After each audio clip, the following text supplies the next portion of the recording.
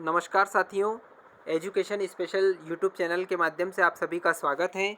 जैसा कि आप सभी को मालूम है कि एजुकेशन स्पेशल यूट्यूब चैनल के माध्यम से आपके जो शैक्षणिक कोर्स हैं, शैक्षणिक चैप्टर हैं, उनसे आपको अवगत कराया जा रहा है। इसी क्रम में जो लोक शिक्षण संचालनालय द्वारा कक्षा 11वीं का जो प्रश्न बैंक डाउनलोड किया गया है, अपलोड किया गया है, उसके बारे में चर्चा कर रहे हैं।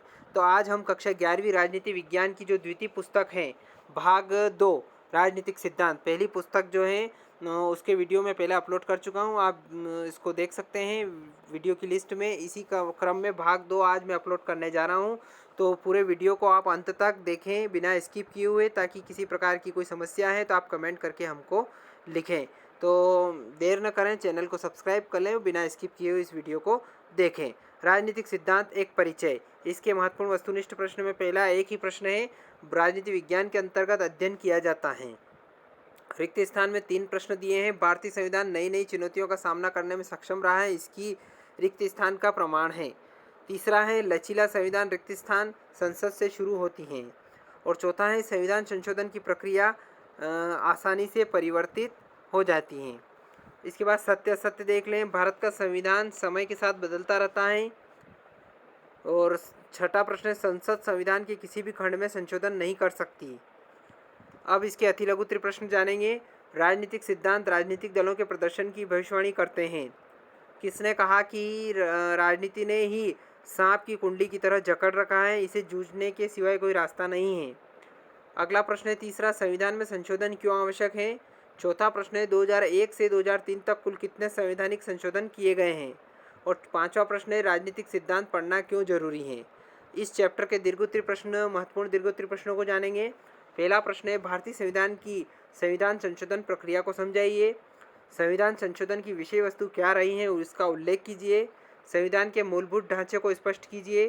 संविधान में संशोधन करने के लिए विशेष बहुमत की आवश्यकता क्यों पड़ती है, लिखिए। राजनीतिक उस सबसे बढ़कर है जो राजनेता करते हैं, उस कथन का उदाहरण देकर समझाइए। लोकतंत्र में सफल संचालन के लिए नागरिकों का जागरूक होना जरूरी है, स्पष्ट कीजिए। क्या राजनीतिक सिद्धांत पढ़ना गणित पढ़ने के समान है। अपने उत्तर के पक्ष में कोई 3 कारण लिखिए।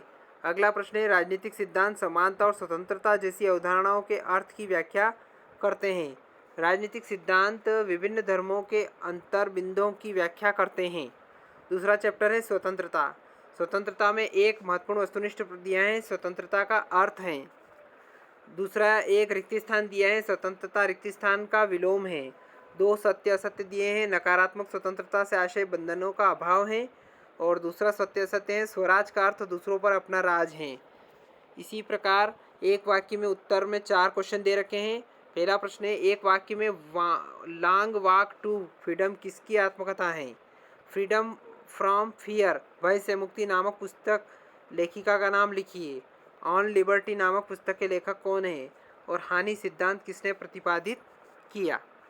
इसके बाद दीर्घोत्तरी प्रश्न जान लेते हैं। स्वतंत्रता से क्या आशय है। क्या व्यक्ति के लिए स्वतंत्रता और राष्ट्र के लिए स्वतंत्रता में कोई संबंध है। दूसरा प्रश्न है, स्वतंत्रता का महत्व लिखिए। तीसरा प्रश्न है, स्वतंत्रता की नकारात्मक एवं सकारात्मक अवधारणा में क्या अंतर है। चौथा प्रश्न है, राजनीतिक स्वतंत्रता क्या है। राजनीतिक संस्था में व्यक्ति को कौन कौन से अधिकार प्राप्त हैं। हमें प्रतिबंधों की आवश्यकता क्यों है। राजनीतिक कारण लिखिए। सामाजिक प्रतिबंधों से क्या आशय है। नागरिकों की स्वतंत्रता को बनाए रखने में राज्य की क्या भूमिका है। आठवां प्रश्न है, अभिव्यक्ति की स्वतंत्रता का क्या अर्थ है। इस स्वतंत्रता पर समुचित प्रतिबंध क्या होंगे, लिखिए।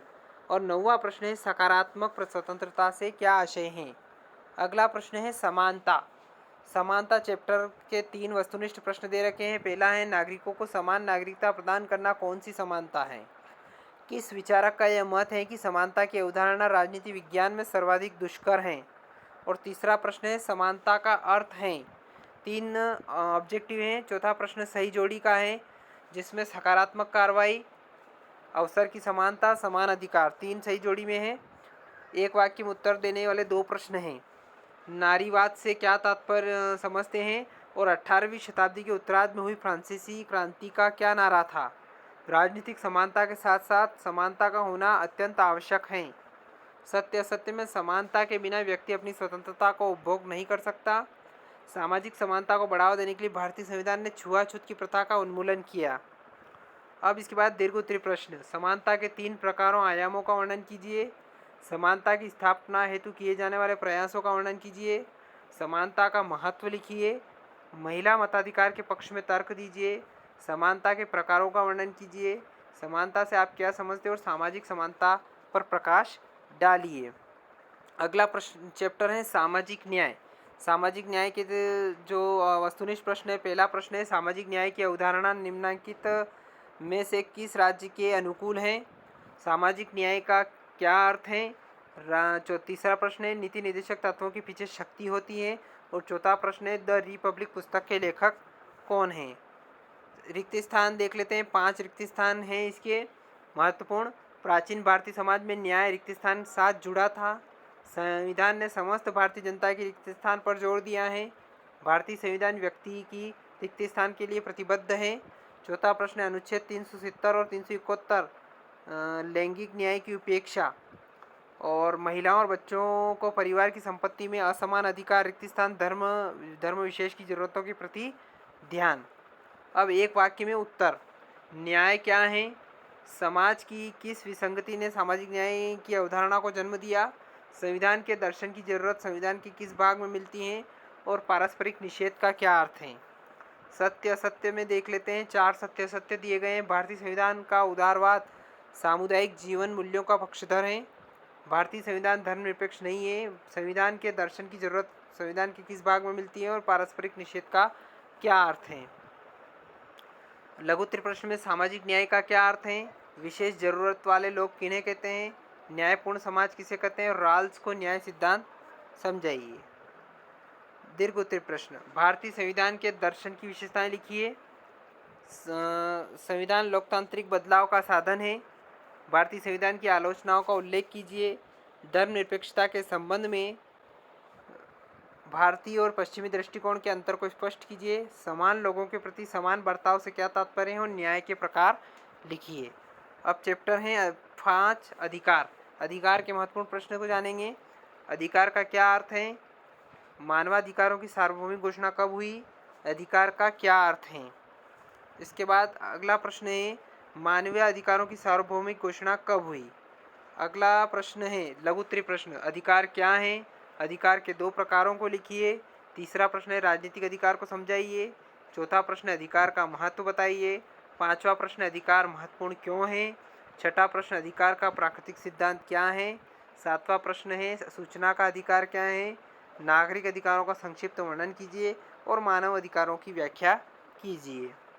अगला चैप्टर है अध्याय 9 शांति। शांति का क्या अर्थ है?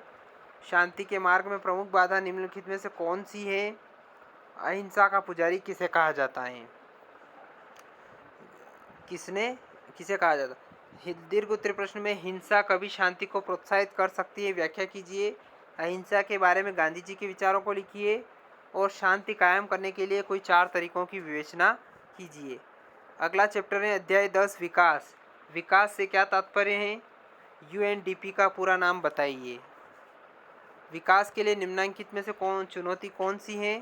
विकासशील देशों की निम्न में से कौन सी विशेषता है? अगला दीर्घ उत्तरीय प्रश्न जानेंगे। दीर्घ उत्तरीय प्रश्नों में विकास का पर्यावरण पर क्या प्रभाव पड़ा है? विकास के प्रमुख उद्देश्यों को लिखिए। विकास की चुनौतियों को स्पष्ट कीजिए। विकास के कौन कौन से मॉडल हैं वर्णन कीजिए और विकास का मूल्यांकन कीजिए। तो साथियों ये थे राजनीति विज्ञान का जो सेकंड भाग है उसके महत्वपूर्ण प्रश्न जिनको हमने समझने का प्रयास किया है। आशा करता हूँ कि सारे प्रश्न आपको समझ में आए होंगे। यदि प्रश्न समझ में आए हों तो इस वीडियो को लाइक करें, ज़्यादा से ज़्यादा इस वीडियो को शेयर करें, कमेंट करके आप हमें बताएं। और एक बार और आपसे निवेदन है, यदि आपने अभी तक चैनल को सब्सक्राइब नहीं किया है तो मित्रों सबसे पहले आप चैनल को सब्सक्राइब कर लें, बेल आइकन को प्रेस कर लें ताकि आने वाले वीडियो के नोटिफिकेशन आपको मिलते रहेंगे। साथ ही साथ वीडियो को ज़्यादा से ज़्यादा शेयर करें।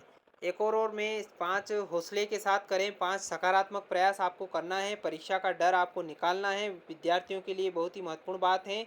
आप स्वामी हैं। सकारात्मक सोच और बुलंद हौसलों के परीक्षा जैसी साधारण प्रक्रिया को अपने मन मस्तिष्क में डर का स्वरूप नहीं दे।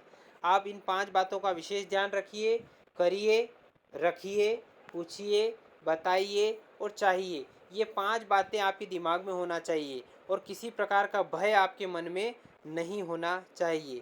तो आशा करता हूँ कि पूरी 5 बातें भी आपको समझ में आ चुकी होगी। धन्यवाद। जय हिंद, जय भारत। चैनल को सब्सक्राइब करें एवं बेल आइकन को प्रेस करें ताकि आपको लेटेस्ट नोटिफिकेशन मिलते रहें।